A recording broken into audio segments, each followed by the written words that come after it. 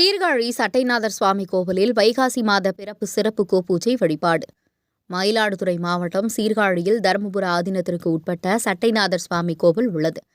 இக்கோவிலில் திருநிலை நாயகி அம்மன் உடனாகிய பிரம்மபுரீஸ்வரர் சுவாமி அருள் பாலிக்கிறார். இந்நிலையில் வைகாசி மாத பிறப்பையொட்டி சிறப்பு கோப்பூஜை வழிபாடு நடந்தது. முன்னதாக கொடிமரத்து விநாயகர் பலிப்பீடம் நந்தி பகவானுக்கு சிறப்பு அபிஷேகம் செய்யப்பட்டு அலங்காரம் மகா தீபாரதனை காட்டப்பட்டது. தொடர்ந்து கோசாலையிலிருந்து வரவழைக்கப்பட்ட